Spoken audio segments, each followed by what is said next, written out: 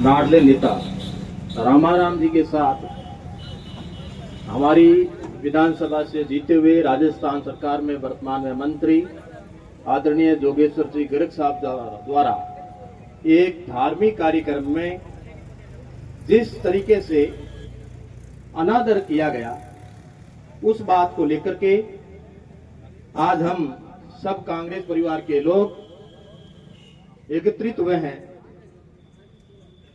हमारा मानना यही है कि जनप्रतिनिधि होता है। वार्ड पंच के लिए भी वोट डाले जाते हैं, सरपंच के लिए भी डाले जाते हैं और एमएलए के लिए भी डाले जाते हैं। रामाराम जी भी एक जिला परिषद सदस्य थे। वहां के आयोजनकर्ता ने उनको स्थानीय होने के नाते इनविटेशन दिया था और इनका भी फर्ज बनता था, एक धार्मिक कार्यक्रम है तो मैं भी वहां जाऊं। आप वहां गए और इन्होंने अपने संस्कार के अनुसार, कांग्रेस पार्टी के संस्कार के अनुसार मंत्री जी का आदर किया, उनका पैर छुआ। ये कोई गलत नहीं किया, ये अपने संस्कार चलते हैं। ये अपनी कांग्रेस पार्टी के एक अनुशासन या कांग्रेस पार्टी की परिपाटी में है कि जो भी प्रोटोकॉल में आता है, अपने से सीनियर है उनका आदर किया जाए। बड़े दुख की बात है, उस समय मंत्री जी द्वारा, जैसा कि रामाराम जी ने भी बताया, उपस्थित लोगों ने भी बताया, इनके बारे में इनको क्या शब्द कहे, ये वास्तव में सुनने लायक नहीं थे।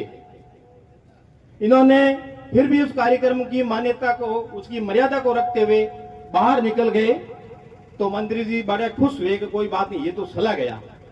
लेकिन जो ही रामाराम जी बाहर आए तो वो एक दूसरे से बात करते हुए उनकी नजर पंडाल की तरफ पड़ी तो पंडाल के अंदर एक व्यक्ति नहीं था, पंडाल खाली हो गया। लोग वहां से खिसक गए।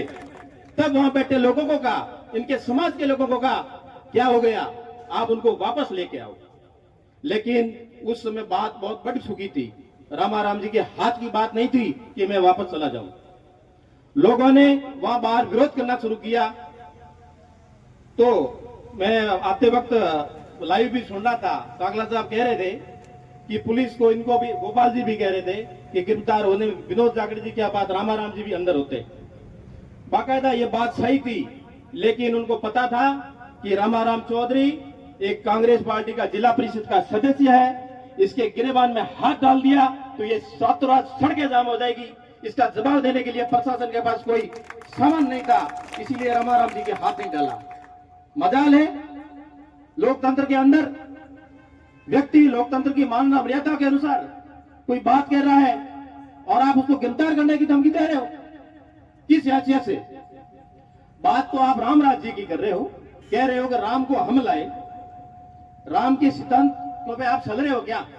राम मर्यादित थे, राम के क्या सिद्धांत थे? महाभारत कभी उठा के पढ़ो, लेकिन आपने महाभारत और रामायण को नहीं पढ़ा। आपने मुसोलिनी और हिटलर के सिद्धांतों को पढ़ा। आप उनके सिद्धांतों पे चल रहे हो तो आपसे माफी नामा की कोई बात समझ में आती नहीं है। फिर भी हम संघर्ष कर रहे हैं और आगे भी करेंगे। जो भी कभी भी हमारे कार्यकर्ताओं के साथ गलत व्यवहार में भी हुआ तो आज तो हम सैकड़ों में है, हजारों में, लाखों में एकत्रित होंगे। जरूरत पड़ी तो सड़कें जाम करेंगे, जरूरत पड़ी तो भूख हड़ताल करेंगे तो, और जरूरत पड़ी तो जेल भरेंगे। आज इस अपने खुद के कार्यक्रम में विरोध दर्ज कराने के लिए आप पधारे हो। मेरे पास मेरे युवाओं के लिए कहने के लिए कोई शब्द नहीं है। बाकायदा अपन किसान के बेटे हैं, हालत बहुत खराब है, बारिश हो गई है, फसलें पानी में तैर रही है और किसान के लिए अपनी औलाद से ज्यादा अपनी फसल होती है, इसीलिए वो अपनी फसलों में लगे हुए हैं। तो थोड़ा सा उनका मन अपनी तरफ है, लेकिन वो खेतों में है। इसका मतलब ये नहीं कि हम कम हैं।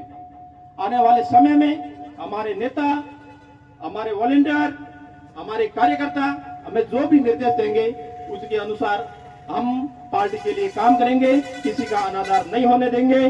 और हम संस्कारवान हैं, ये संस्कार पार्टी के सिपाही हैं। नियमों में रहकर, प्रोटोकॉल में रहकर के हम हमारा विरोध दर्ज कराएंगे। जय हिंद, जय भारत, जय जवान, जय किसान। धन्यवाद हनुमान जी।